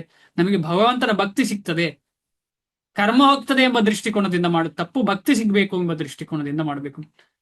ಭಕ್ತ ಪದ ಧೂಳಿಯಾರ, ಭಕ್ತ ಪದ ಜಲ್, ಆಮೇಲೆ ಭಕ್ತರಿಗೆ, ಶುದ್ಧ ಭಕ್ತರಿಗೆ ಅಭಿಷೇಕ ಮಾಡಿ ಆ ಕಾಲಿನ ನೀರನ್ನ ನಾವು ತೀರ್ಥವಾಗಿ ಸ್ವೀಕರಿಸಬೇಕು ಅಥವಾ ತಲೆಗೆ ಪ್ರೋಕ್ಷಣೆ ಮಾಡಬೇಕು. ಭಕ್ತ ಪದ ಧೂಳಿ, ಭಕ್ತ ಪದ ಜಲ, ಭಕ್ತ ಭುಕ್ತ ಅವಕೇಶ, ಈ ಮೂರು ಮಹಾಬಲ. ಭಕ್ತಿಯಲ್ಲಿ ತುಂಬಾ ಕಟ್ಟಿರುವಂತ ಬಲ. ನಮಗೇನಿಸ ಅವರ ಕಾಲಿಗೆ ಹಾಕಿದ ನೀರನ್ನು ನಾವು ಕುಡಿಯುದ ಚಿ ಅನ್ನಿಸ್ತದೆ. ಇಲ್ಲ, ಸರಿಯಾಗಿ ನೋಡಿದ್ರೆ ಅವರ ದೇಹಕ್ಕೂ ಅವರಿಗೂ ವ್ಯತ್ಯಾಸ ಇಲ್ಲ, ಆತ್ಮಕ್ಕೂ ದೇಹಕ್ಕೂ ವ್ಯತ್ಯಾಸ ಇಲ್ಲ. ಅದು ಸತ್ತು ಚಿತ್ ಆನಂದವಾದಂತಹ ದೇಹ. ಅದಕ್ಕೆ ಮಾಡಿದ ಅಭಿಷೇಕ ಅದು ನಮಗೆ ನಮ್ಮ ದೇಹವನ್ನ ಕೂಡ, ನಮ್ಮ ಮನಸ್ಸನ್ನ ಕೂಡ ಭಕ್ತಿಯ ಕಡೆಗೆ, ಭಗವಂತನ ಕಡೆಗೆ ಹೋಗ್ಲಿಕ್ಕೆ ಪೋಷಣೆ. ಅದು ಮಹಾಬಲ. ಆದ ಕಾರಣ ಯಾವತ್ತು ನಾವು ಇದರಿಂದ ಹೊರಗೆ ಬರಬಾರ್ದು. ಯಾವತ್ತು ನಾವು ಭಗವಂತನ ಭಕ್ತರ ಈ ರೀತಿಯ ಸಂಘ ಮಾಡ್ತಾ ಇರಬೇಕು. ಆದುದರಿಂದ ಕರ್ಮ ಫಲದಲ್ಲಿ ಅವನಿಗೆ ಆಸಕ್ತಿ, ಆಕರ್ಷಣೆಗಳೇ ಇಲ್ಲ ಅಂತ ಹೇಳೋ ಸ್ಥಿತಿಯಲ್ಲಿ ಬರ್ತಾನೆ ಅವ. ತನ್ನ ಪೋಷಣೆಯ ವಿಷಯದಲ್ಲಿಯೂ ಅವನಿಗೆ ಆಸಕ್ತಿ ಇರುವುದಿಲ್ಲ. ಯಾರಿಗೆ? ಶುದ್ಧ ಭಕ್ತನಿಗೆ ಏನು ಚಿಂತನೆ ಇರುವುದಿಲ್ಲ. ಏಕೆಂದರೆ ಅವನು ಎಲ್ಲವನ್ನು ಕೃಷ್ಣನಿಗೆ ಬಿಟ್ಟಿರುತ್ತಾನೆ. ವಸ್ತುಗಳನ್ನು ಪಡೆಯಬೇಕೆಂಬ ಕಾತರವಾಗಲಿ, ಆಗಲೇ ತನ್ನಲ್ಲಿರುವ ವಸ್ತುಗಳನ್ನು ರಕ್ಷಿಸಬೇಕೆಂಬ ಕಾತರವಾಗಲಿ ಅವನಿಗಿಲ್ಲ. ಹರೇ ಕೃಷ್ಣ, ಹರೇ ಕೃಷ್ಣ. ಮಥುರಾ ಮಾತಾಜಿ, ನೀವು ರಾತ್ರಿ ಬಾಗಿಲು ಹಾಕಿ ಮಲಗ್ತೀರಾ ಇಲ್ವಾ? ಇದ್ದೀರಾ? ಮಲಗ್ತೀವಿ. ಬಾಗಿಲು ಹಾಕ್ತೀರಾ ಇಲ್ವಾ? ಹಾಕ್ತಿವೆ ನೋಡಿ, ನಾನು ಸಹ ಹಾಕ್ತೇನೆ. ನಾವೆಲ್ಲರೂ ಹೆಚ್ಚಿನವರು ಹಾಕ್ತೇವಲ್ಲ, 99.99. ಯಾರಾದ್ರೂ 1% ಹಾಕದವರು ಇರ್ತಾರ? ನಾವು ಬಾಗಿಲು ಹಾಕ್ತೀವಿ ಅಂತ ಹೇಳಿದ್ರೆ ತನ್ನಲ್ಲಿರುವ ವಸ್ತುಗಳನ್ನು ರಕ್ಷಿಸಬೇಕೆಂಬ ಕಾತರವಾಗಲಿ ಅದು ಇದೆ ನಮಗೆ. ಅಂದ್ರೆ ಬಾಗಿಲು ಹಾಕದಿದ್ರೆ ಕದ್ದುಕೊಂಡು ಹೋಗ್ತಾರೆ, ಆಮೇಲೆ ಕೃಷ್ಣ ಭಕ್ತಿ ಮಾಡ್ಲಿಕ್ಕೆ ಆಗೋದಿಲ್ಲ, ಅದು ವಿಚಾರ ಬೇರೆ. ಆದ್ರೆ ನಾವು ಹಾಕದಿದ್ರೆ ನಿದ್ದೆ ಬರುದಿಲ್ಲಲ್ಲ ನಮಗೆ. ಬಾಗಿಲು ಹಾಕದೆ ಮಲಗಿದ್ರೆ ನಿದ್ದೆ ಬರ್ತದ? ಅಕಸ್ಮಾತ್ ಎಚ್ಚರ ಆದ್ರೆ ಹೋಗಿ ನೋಡ್ತೇವೆ. ಗ್ಯಾಸ್ ಆಫ್ ಮಾಡಿದ್ದ ಇಲ್ವೋ ಟೆನ್ಷನ್, ಎಷ್ಟೆಲ್ಲ ಟೆನ್ಷನ್ ಜೀವನದಲ್ಲಿ ಅಲ್ವಾ? ಅಂದ್ರೆ ಆ ಸ್ಟೇಜ್ ನಾವಿಲ್ಲ ಅಂತ ಹೇಳಲಿಕ್ಕೋಸ್ಕರ ಹೇಳಿದ್ದು. ನಾವ್ ಯಾರು ಕೂಡ ಈ ಸ್ಟೇಜ್ ಅಲ್ಲಿ ಇಲ್ಲ. ಹೇಳುದು ಸುಲಭ, ಆದ್ರೆ ನಮ್ಮ ಶುದ್ಧ ಭಕ್ತರಾದಂತಹ ಆಚಾರ್ಯರು, ಅದಲ್ಲದೆ ಈಗಿನ ವರ್ತಮಾನ ಆಚಾರ್ಯರು, ಎಲ್ಲ ಮಹಾರಾಜರು, ಎಲ್ಲ ಗುರು ವೃಂದದವರು ಈ ಸ್ಟೇಜಿಗೆ ತಲುಪಿದ್ದಾರೆ. ಅವರು ಆದಷ್ಟು ಚೆನ್ನಾಗಿ ತನ್ನ ಕರ್ತವ್ಯವನ್ನು ನಿರ್ವಹಿಸಿ ಎಲ್ಲವನ್ನು ಅವನು ಕೃಷ್ಣನಿಗೆ ಬಿಟ್ಟು ಬಿಡುತ್ತಾನೆ. ನೀವು ಕೇಳಿದ್ರೆ ಸಾಕು, ಎಲ್ಲ ಕೃಷ್ಣ ಅಂತ ಹೇಳ್ತಾರೆ ಅವರು. ಶುದ್ಧ ಭಕ್ತರಲ್ಲಿ ಕೇಳಿದ್ರೆ ಹೇಳುದು ಕೃಷ್ಣ ಅಂತ ಹೇಳುದು, ಎಲ್ಲದಕ್ಕೂ ಕೃಷ್ಣ, ಕೃಷ್ಣ ಇಲ್ಲದೆ ಏನೂ ಇಲ್ಲ. ಇಂತಹ ನಿರ್ಲಿಪ್ತ ಮನುಷ್ಯನು ಒಳಿತು ಮತ್ತು ಕೆಡುಕು ಕರ್ಮಗಳ ಪ್ರತಿಕ್ರಿಯೆಗಳಿಂದ ಸದಾ ಮುಕ್ತನಾಗಿರುತ್ತಾನೆ. ಅವನು ಏನನ್ನೂ ಮಾಡದೆಯೇ ಇರುವಂತೆ ಇರುತ್ತಾನೆ, ಏನು ಟೆನ್ಷನ್ ಇಲ್ಲ, ನಿರ್ಲಿಪ್ತನಾಗಿರ್ತಾನೆ ಅಂತ ಭಕ್ತ. ಇದು ಅಕರ್ಮದ ಎಂದರೆ ಪ್ರತಿಕ್ರಿಯೆಗಳ ಫಲಗಳಿಲ್ಲದ ಕರ್ಮದ ಸಂಕೇತ. ರಿಸಲ್ಟ್ ಏನೋ ಇಲ್ಲಿ ನೋಡಿ. ಆಗದ್ದಕ್ಕೆ ಉತ್ತರ ಇಲ್ಲಿ ಸಿಕ್ಕಿದೆ. ಅಕರ್ಮ, ಕರ್ಮಣಿ ಅಕರ್ಮ ಪಶ್ಯೇತ್ ಅಂತ ಹೇಳ್ತಾರಲ್ಲ, ಇದು ನೋಡಿ. ಇದು ಅಕರ್ಮದ ಎಂದರೆ ಪ್ರತಿಕ್ರಿಯೆಗಳ ಫಲಗಳಿಲ್ಲದ ಕರ್ಮದ ಸಂಕೇತ. ನಿರ್ಲಿಪ್ತನಾಗಿರ್ತಾನೆ ಅವ, ಒಂದು ಸಂಕೇತ ಅದು. ಅವನಿಗೇನ್ ಟೆನ್ಷನ್ ಇರುವುದಿಲ್ಲ. ಆದುದರಿಂದ ಕೃಷ್ಣ ಪ್ರಜ್ಞೆ ಇಲ್ಲದ ಬೇರೆ ಯಾವುದೇ ಕರ್ಮವನ್ನು ಮಾಡುವವನನ್ನು ಆ ಕರ್ಮವು ಬಂಧಿಸುತ್ತದೆ. ಕರ್ಮವು ಮಾಡುವವನನ್ನು ಬಂಧಿಸುತ್ತದೆ. ಇದು ಭಾರಿ ಡೇಂಜರ್. ನಾವು ಇದರಲ್ಲಿ ಇದ್ದೇವೆ ನಾವು. ನಾನಂತೂ ಇದರಲ್ಲಿ ಸಿಕ್ಕಾಕೊಂಡಿದ್ದೇನಲ್ಲ. ಕೃಷ್ಣ ಪ್ರಜ್ಞೆ ಇಲ್ಲದೆ ಬೇರೆ ಯಾವುದೇ ಕರ್ಮವು ಮಾಡೋನನ್ನು, ಆ ಕೆಲಸ ಮಾಡೋನನ್ನು ಬಂಧಿಸುತ್ತದೆ. ಗೊತ್ತಿದ್ದು ಕೋಳ ಕೊಡ್ತಾ ಇದ್ದೇನೆಲ್ಲ, ಕಟ್ಟು ನನ್ನನ್ನು ತಗೊಂಡು ನನ್ನ ಕೈ ತಗೋ ಅಂತ ಹೇಳಿ ಕೊಡ್ತಾ ಇದ್ದೇನೆ ನಾನು. ಕೃಷ್ಣ ಮೊದಲೇ ವಿವರಿಸಿದಂತೆ ಇಂತಹ ಕರ್ಮವು ವಿಕರ್ಮದ ನಿಜವಾದ ಲಕ್ಷಣ. ತುಂಬಾ ಬೇಜಾರಿನ ವಿಷಯ. ಆದ್ರೆ ಏನ್ ಮಾಡುದು, ನಮ್ಗೆ ಭಕ್ತಿ ಸಿಕ್ಕಿದೆ, ಈಗ ಒಂದು ಮಾಡ್ಬೋದು, ಇದರಿಂದ ಎಸ್ಕೇಪ್ ಆಗ್ಲಿಕ್ಕೆ ಏನ್ ಮಾಡ್ಬೋದು? ಸತತವಾಗಿ ಭಗವಂತನ ಆ ನೆನಪು ಮಾಡ್ಲಿಕ್ಕೆ ಪ್ರಯತ್ನ, ಭಗವಂತನ ಸಂಘ ಮಾಡೋದು ಪ್ರಯತ್ನ, ಭಗವಂತನ ಭಕ್ತರ ಸಂಘ ಮಾಡುವ ಪ್ರಯತ್ನ, ನಾವೆಲ್ಲರೂ ಇವತ್ತು ಸೇರಿದಂತ ನಾವೆಲ್ಲ ಭಕ್ತರು ಪ್ರಯತ್ನ ಪಟ್ರೆ ಖಂಡಿತವಾಗಿ ನಾವು ಈ ಸ್ಟೇಜಿಗೆ, ಅಕರ್ಮದ ಸ್ಟೇಜಿಗೆ ತಲುಪ್ತೇವೆ. ಇಲ್ಲದ್ರೆ ನಮಗೆ ದಾರಿಯೇ ಇಲ್ಲ ಇದರಿಂದ ಹೊರಗೆ ಬರ್ಲಿಕ್ಕೆ. ಇದು ಹೆದರಿಸುವುದಲ್ಲ, ಯಾಕೆಂದ್ರೆ ನನಗೇ ದಾರಿ ಇಲ್ಲ, ನಿಮಗೂ ದಾರಿ ಇಲ್ಲ. ಆದ ಕಾರಣ ನಮಗಿಬ್ಬರಿಗೂ, ಈಗ ಯಾರ್ದೋ ಮನೆಯಲ್ಲಿ ಯಾರೋ ದೇಹ ಅಂತ್ಯ ಆಯ್ತು ಅಂತ ಹೇಳಿದ್ರೆ, ಅವ್ರು ಸತ್ರಲ್ಲ, ಅವ್ರು ಸತ್ರಲ್ಲ, ಎಲ್ಲರೂ ಹೇಳ್ತಾರಲ್ಲ, ಅವ್ರು ಸತ್ರು ಅಂತ ಯಾರಾದ್ರೂ ಖುಷಿ ಪಡ್ತಾರ? ಇಲ್ಲ. ಅದೇ ರೀತಿಯಲ್ಲಿ ನಾವೆಲ್ಲರೂ ಒಂದೇ ದೋಣಿಯಲ್ಲಿ ಇದ್ದೇವೆ, ನಮಗೆಲ್ಲರಿಗೂ ಸಂಕಟ ಆಗ್ತಾ ಇದೆ, ನಾವು ಕರ್ಮ ಮಾಡ್ತಾ ಅದಕ್ಕೆ ಸಿಕ್ಕಾಕೊಳ್ತಾ ಇದ್ದೇವೆ. ಅದರಿಂದ ಹೊರಗೆ ಬರಬೇಕು ಅಂತ ಒಬ್ಬರಿಗೊಬ್ಬರು ಜೊತೆ ಸೇರಿ ಮಾಡುವಂಥದ್ದು ಬುದ್ಧಿವಂತರ ಲಕ್ಷಣ ಅಲ್ವಾ? ಅದಕ್ಕೋಸ್ಕರ ನಾವು ಬೇಜಾರಿದ್ರು ಕೂಡ ನಮಗೆ ಒಂದು ಖುಷಿ ಇದೆ, ಏನು ಭಕ್ತರ ಸಂಘ ಸಿಗ್ತಾ ಇದೆ. ಆ ಭಕ್ತರ ಸಂಘದಿಂದ ಹಿಡ್ಕೊಂಡು ನಾವು ಮುಂದೆ ಹೋಗ್ಲಿಕ್ಕೆ ಸಾಧ್ಯ, ಏನೇ ಕಷ್ಟ ಇದ್ರು ಕೂಡ. ಇಲ್ಲಿಗೆ ನಿಲ್ಸೋಣ, ಇನ್ನೊಂದು ಶ್ಲೋಕ ತಗೊಂಡ್ರೆ ಟೈಮ್ ಆಗುತ್ತೆ ಅಂತ ಅನಿಸ್ತದೆ. ಇಲ್ಲಿಗೆ ನಿಲ್ಸೋಣ. ಏನಾದ್ರು ಪ್ರಶ್ನೆ ಇದ್ರೆ ಡಿಸ್ಕಷನ್ ಮಾಡೋಣ 5 ನಿಮಿಷ. ಹರೇ ಕೃಷ್ಣ ಪ್ರಭು.